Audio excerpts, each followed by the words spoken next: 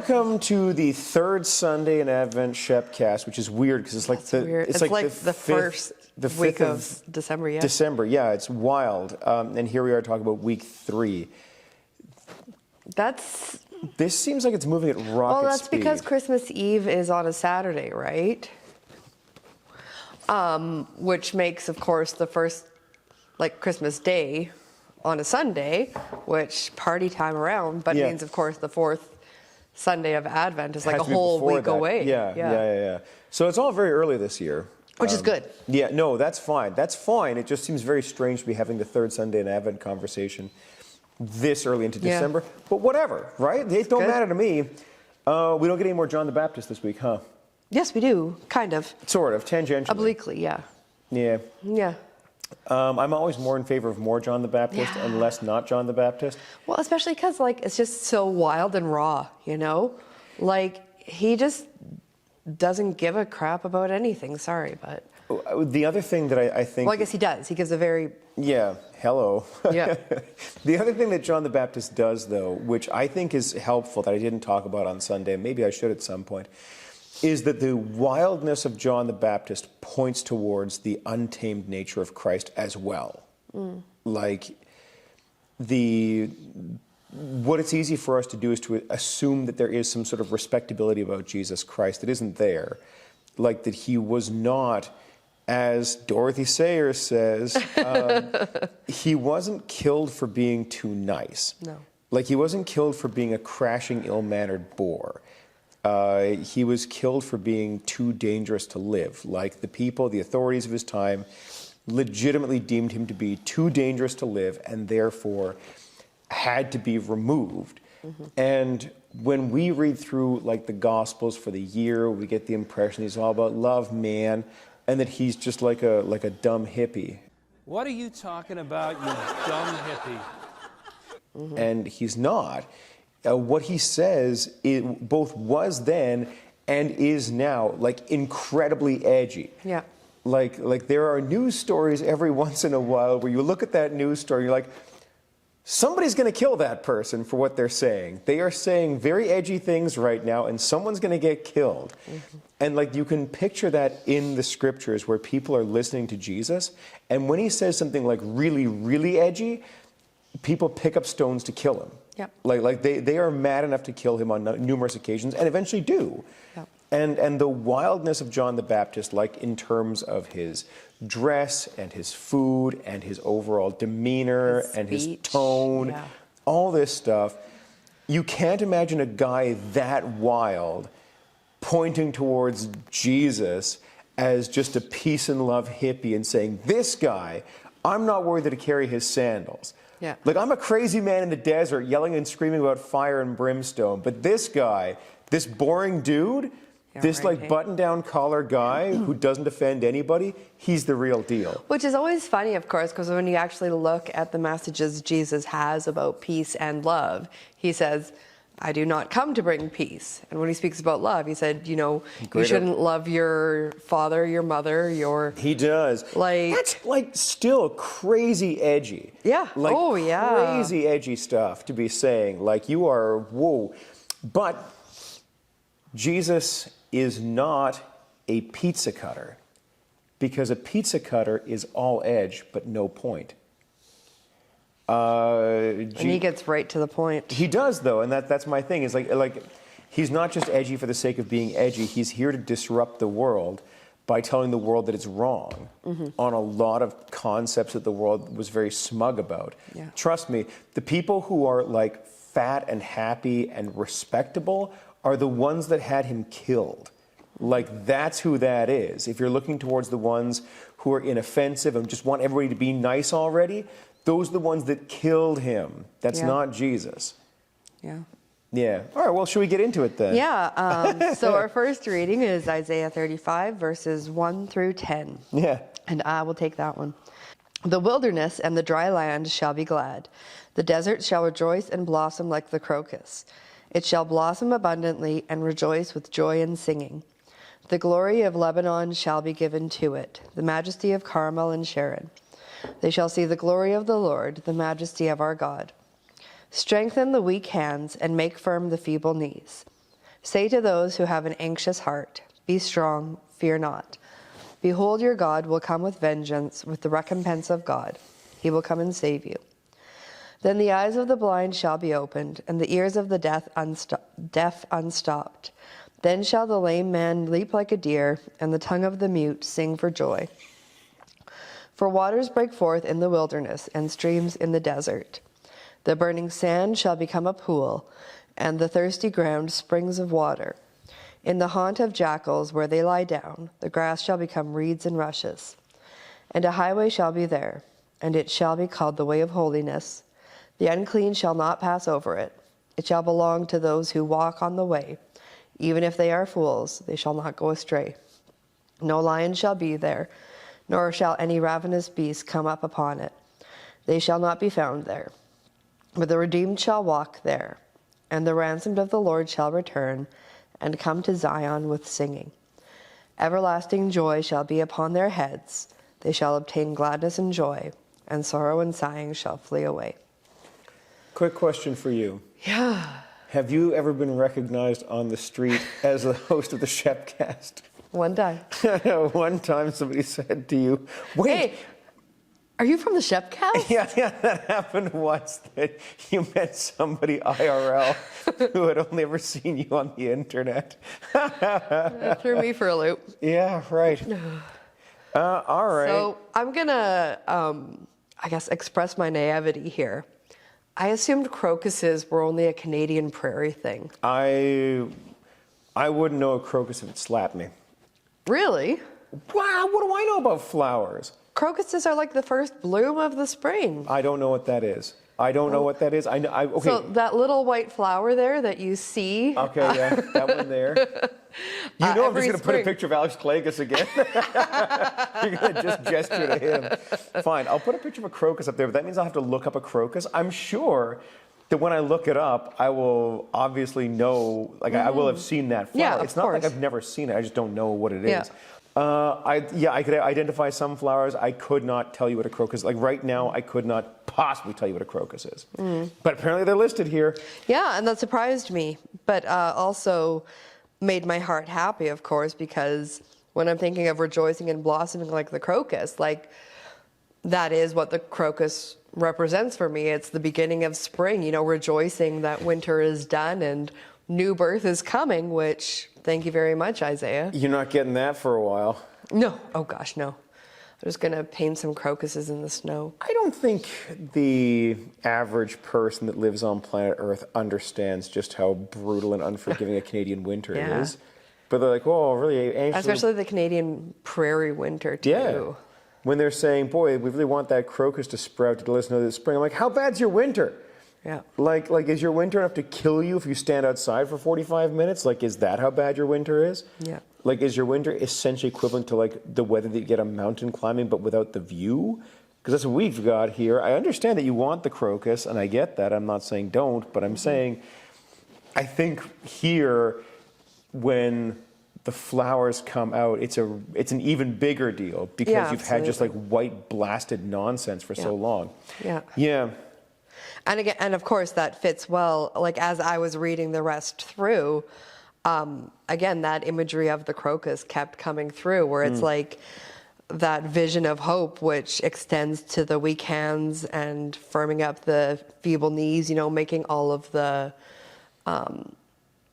hard parts that we live through now a joyous expression in heaven in the new creation, right? This is sort of back to what we talked about, what I talked about on Sunday, where I talked about how if you're going to have the lion eating straw like the ox, it's going to have to be a fundamental reworking of the lion. If you're going to have crocuses and flowers blossoming in the wasteland, it's going to be a pretty big reworking of the wasteland, right? Like it's not going to be like... And like when it talks later here about the eyes of the blind being opened and the ears of the deaf being unplugged and the lame leaping like a deer, and so on and so on.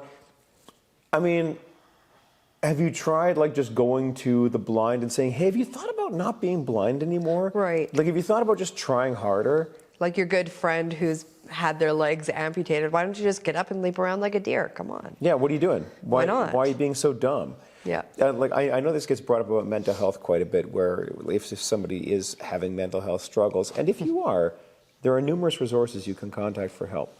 If you are having mental health issues, where people say, if you're having mental health issues, you can't say to somebody, just buck up, man, just feel better.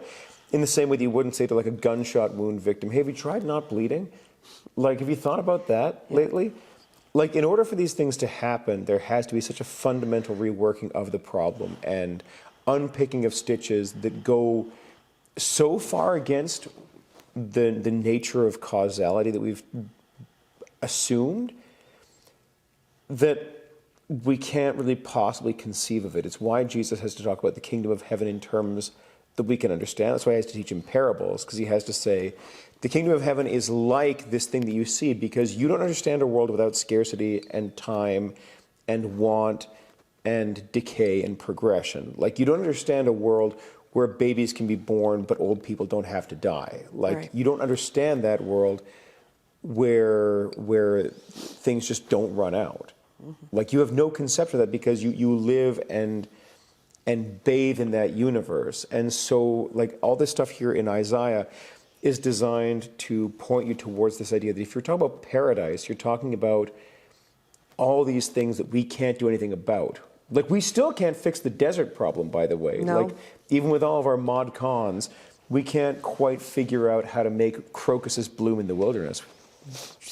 Outside of our ability. Yeah. What more do you want to say about this? I mean, nothing really. It's a nice continuation from the reading we had from Isaiah last week, right? Where, again, it's that reworking of that which seeks to hurt and damage and kill us to a transformation into that which strengthens us. And it's this that's so important about the Easter, Christmas, but leading to Easter. Like, if you're just getting together and celebrating for Christmas because family and turkey and togetherness and whatever, you're missing the point as to why Christmas is being celebrated, like why it's a big deal. And it's a big deal because this is the promise. Yeah. Like, hey, you know how everything sucks and it's all breaking and people are going insane and everything's falling apart every second that there is? What if that wasn't the end state? Like, what if that wasn't like just because otherwise you get together for like friends, family, and togetherness, and everybody just keeps on losing their minds and people keep dying and there's just misery right outside the door. The only possibility is that it's pointing you towards this big of a fundamental reworking, that all the stuff you're doing isn't just wasted garbage. Yeah. Yeah. Shall we carry on? Yes, please. With the book of James. Absolutely. It's the best book. Chapter 5, verses 7 through 11. Not 12? Okay. I guess. That's fine. Dear brothers and sisters, be patient as you wait for the Lord's return.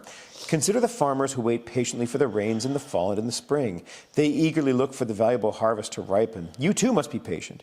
Take courage, for the coming of the Lord is near. Don't grumble about each other, brothers and sisters, or you will be judged. For look, the judge is standing at the door.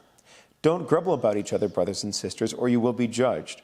For look, the judge is standing at the door. I don't know why I said that twice. Weird. For examples of patience in suffering, dear brothers and sisters, look at the prophets who spoke in the name of the Lord. We give great honor to those who endure under suffering. For instance, you know about Job, a man of great endurance. You can see how the Lord was kind to him at the end, for the Lord is full of tenderness and mercy. Probably shouldn't grumble about each other. Yeah, and you should be aware because the judge is standing at the door. The Book of James is a book that really does deal with practical stuff. Quite. Things of a practical nature. The Book of James is not esoteric mumbling. The Book of James is exceedingly practical. And when it says not to grumble about each other, it's being very serious. Where it's saying, hey, you guys as Christians are there to live in community with each other. You have homes, you have families, you have a church, you have a world, a city that you live in. It's one of these things where everybody says, great, I sure would like to have world peace for Christmas this year. Yes, I'm sure you would. But then when it comes time to talk about what that would actually take, to say, okay, well, how does world peace happen and in what form does it exist? You have to look at stuff like this that says, guess what? Part of the reason why you don't have peace on earth is because you do this grumbling. Mm-hmm. And who doesn't? Yeah. Right? Who is not gossiping and grumbling and beaking and bad-mouthing? Who is it that's not just sitting there going, boy, I sure hate that such and such. That's like the majority of conversations sometime. But we all assume that world peace can just be done by like somebody banging down a gavel in the world nations. The world nations? The United Nations. And saying, we have peace now, good job. But if we all hate each other and we all just spend all of our spare time grumbling and grousing at each other, how far are you going to get? I also appreciate the title of this section, which is Patience in Suffering, because that's when you need patience. You don't need patience when things are going well.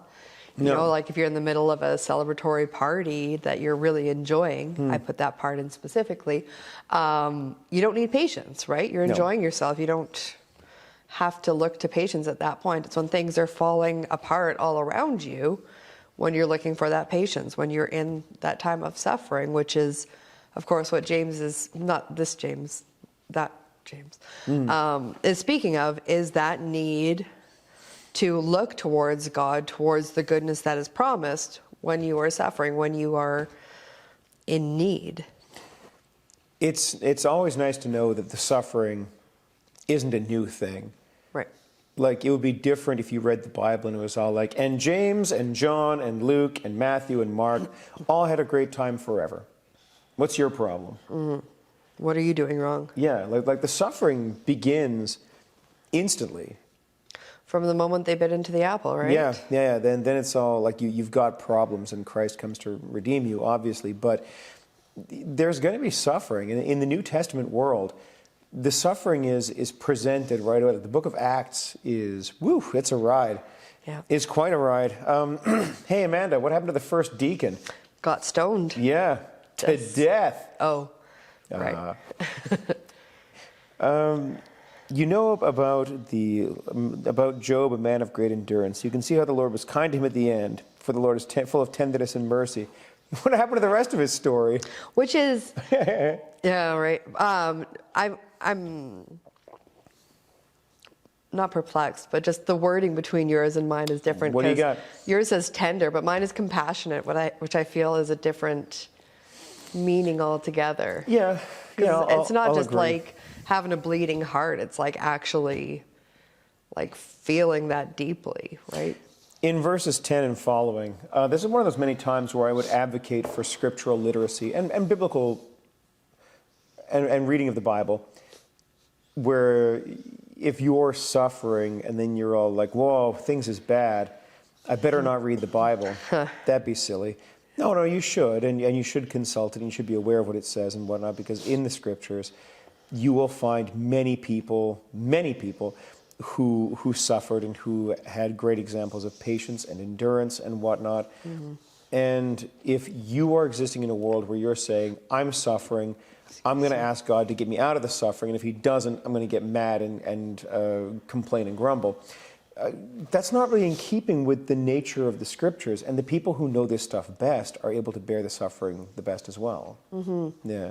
Well, and it helps too, like, if you were to watch a Disney movie, right, where there's like a very obvious issue, but it seems ridiculous. It's not something that would ever actually happen in your life. You distance yourself from it, right? Like, it's make-believe, it's pretend. It's something that this imaginary character is going through. Like, you don't relate to it. You might enjoy the story, but it doesn't speak to you, right? Whereas if you actually look at the parts of the Bible where people are going through suffering and facing some sort of issue, there's something that you can relate to because they're real life issues. They're actual problems where the people have to turn to God. And they're real people. They are real people. They and sure they do behave real like real people, things. don't they? Yeah, absolutely. Like, they don't, I was going to say they don't break into song, but I mean, we have the whole book of Psalms, which speaks otherwise. Yeah. But like, they do things that align with what people today would do too, because it's a people issue. One of the best, when we're talking about people being real people in the scriptures, one of the things I like is, we're in the book of James, but we have to specify which James, not between me and the other one, because there's James the Greater and James the Lesser. And that's fun, because if you were and we've talked about this before in the Shepcast, I know, but if you were writing a story and you had to come up with 12 guys, Yeah. there's no way that you'd say, all right. So we've got Matthew and John and James, and then we've got James, and they'd be like, what do you mean? Why don't you come up with a different name? Like, what are you, crazy? Like, if you're making up a story, you wouldn't call 1 out of 6 guys James. Tell me about your seminary class. Several of them were named James. Isn't that weird? Like three real of life, us were hey? named James, or variants of James. Yeah. Like, if you were going to school when I was going to school, you would have had like multiple guys named Chris in your class, and multiple girls named Michelle. What was your? Amanda. It was Amanda. Yeah. Yeah. And then, funny enough, my middle name is Michelle. So there you go. I got all the common names. Yeah. These are all things that, like, when there are common names, there are common names. Yeah. And it's actually more keeping with the real world that you'd have multiple people of around the same age in the same part of the world with the same name than it would be if they all had different names, which if I was writing a story, I would never call that many characters by the same name. It wouldn't make any sense. People get very confused. But in the real world, you can hang out with Chris Bradley, Chris Kerr, and Chris Davison and have that not be weird because you're like, yeah, it's Chris. Yeah. Hey, Chris. Yeah. Yeah. It's so funny seeing that still played out today, right? Where, like, my daughter will come home and be like, so there's, I don't know, Riley H and Riley C and Riley LMNOP, right? Because it's the real world. Yeah. So when you're seeing these people deal with real problems because they're real people, it's worth noting that, this is not a story that exists in Bible time next to history. This is a story that is in history, and these are not characters. They are human beings. Yeah. When Jesus suffers under Pontius Pilate, you are taking 2 people from history. Yeah. Like, there's Jesus and there's Pontius Pilate, and they both existed in the same world at the same time in the same place. And we do ourselves no favors if we allow Pontius Pilate to be in history, but Jesus to be in Bible world. This isn't Harry Potter. It doesn't exist parallel to the real world. It exists because Harry Potter is a great example for this, by the by. Because in Harry Potter, it exists in a Harry Potter world where Hogwarts and stuff like that is all in Fantasyland. But then they use real train stations to get around. So it exists parallel to the human world, and it touches it occasionally. With portals, yeah. Yeah, it has little touch points. And we tend to treat the Bible like that too, or that's in Fantasyland. Sure, Bethlehem's a real place, but it just but isn't seen for right. Yeah, it exists. Like the Bible times Bethlehem is different than this Bethlehem. No, it's the same thing. It's the same thing with the same people. Yeah, that hasn't changed at all. Yeah, yeah. Should we roll along to the gospel reading? Yeah, absolutely. Let's do from Matthew. Matthew 11:2 through 15. Now when John heard in prison about the deeds of the Christ, he sent word by his disciples and said to him, "Are you the one who is to come, or shall we look for another?" And Jesus answered them, "Go and tell John what you hear and see. The blind receive their sight, and the lame walk. Lepers are cleansed, and the deaf hear. And the dead are raised up, and the poor have good news preached to them. And blessed is the one who is not offended by me." As they went away, Jesus began to speak to the crowds concerning John. "What did you go out into the wilderness to see? A reed shaken by the wind? What then did you go out to see? A man dressed in soft clothing? Behold, those who wear soft clothing are in kings' houses. What then did you go out to see? A prophet? Yes, I tell you, and more than a prophet. This is he of whom it is written, 'Behold, I send my messenger before your face, who will prepare your way before you.' Truly I say to you, among those born of women, there has arisen no one greater than John the Baptist. Yet the one who is least in the kingdom of heaven is greater than he." 15, good. Yeah, I was like, that's really, really not place, which it is. "From the days of John the Baptist until now, the kingdom of heaven has suffered violence, and the violent take it by force. For all the prophets and the law prophesied until John, and if you are willing to accept it, he is Elijah who is to come. He who has ears to hear, let him hear." Great, exactly. Yeah. I mean, how fun is it when the gospel reading directly reflects what we hear in the Old Testament reading? You know, it sure does.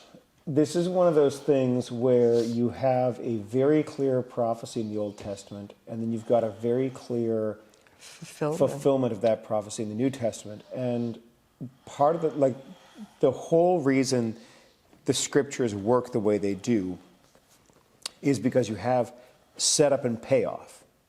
And that's required because, like, the Old Testament is this big, long effort to set up for the people the idea that the Messiah is coming, that Elijah will prepare his way, that stuff like that is going to happen. And then when Christ enters the world, it's very difficult to kick back against the proof that he gives there, where he says, just so you know, all these things that are prophesied about in Isaiah, we're doing them. We're doing them now.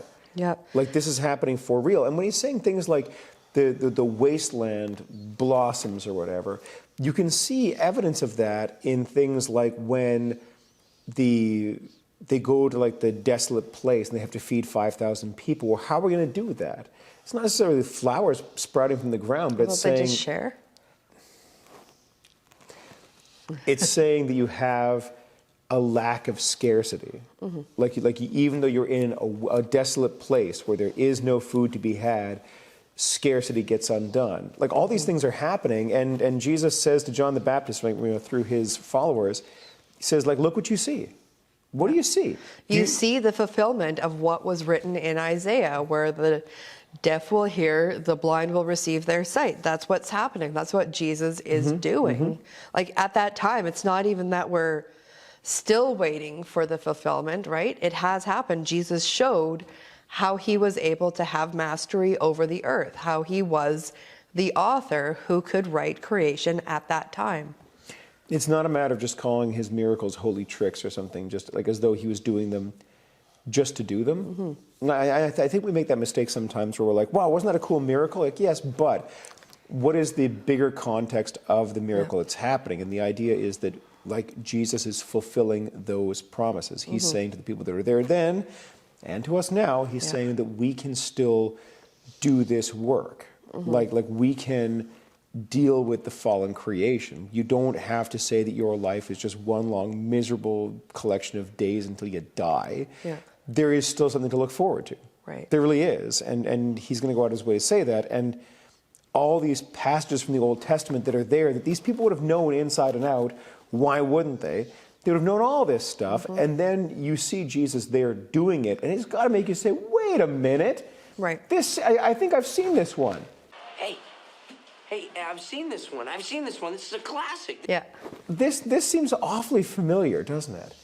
Well, I mean, even now, too, like, we, as you said before, like, we don't necessarily have the biblical literacy that, let's say, someone like John the Baptist would have had of the Hebrew scriptures. Like, we don't necessarily have that same level of literacy, but we have it enough that when you look around, when you watch the news and you see the war and the pestilence and the rumors of war. And the rumors of war, you say, wait, I think I've heard that somewhere before, right? You have a lot of people who are saying, is this pointing to the end? And I mean, yeah, but when is the end?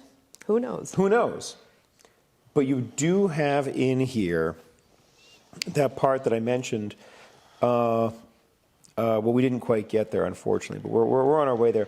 That part where it says, Jesus talks to the crowds. What kind of man did you go into the wilderness to see? Was he a weak reed, swayed by every breath of wind? Were you expecting to see a man dressed in expensive clothes? No, people with expensive clothes live in palaces. Like, what are you there to see in John the Baptist? What do you expect? Do you expect him to be respectable? And more than that, do you expect God to be respectable? I suppose, is a bigger question.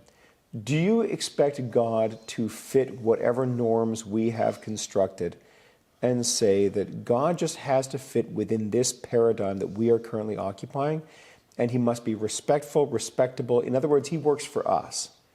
He has to look nice, talk nice, be polite, smile, and not fuss too much. That's what I need. Just fit into the cookie cutter mold, right? Yeah. And he's not going to at all.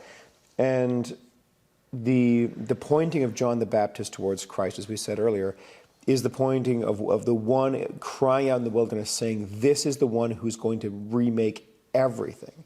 This is the one who's going to make everything new. This is going to be the one that strips creation bare and makes it right. And for that to happen, we are talking about something that is wildly powerful.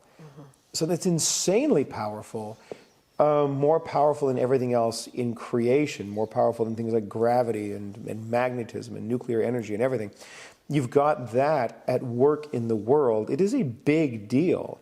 And the wildness, and like Jesus isn't like he doesn't have the same wildness, like the outward wildness of John, but he certainly has more power and more energy and more vitality and does more work than John. John's just there to point towards the one who does these things and whose miracles do shake people. Yeah. It reminds me of the Santa Claus parade, right? I know, how dare I? But like even as a kid, I remember that you would go to the Santa Claus parade. And I mean, every city had one. And you would watch all the floats go by. And they were nice. They were nice floats. But that's not what you were there to see. You were there to see the final float, the one with Santa on it, with the big sleigh that was the most ornate of all of them. And of course had Santa on it, waving and ho-ho-hoing his way down the street. Like, the rest of the parade was nice. It told you about what was coming.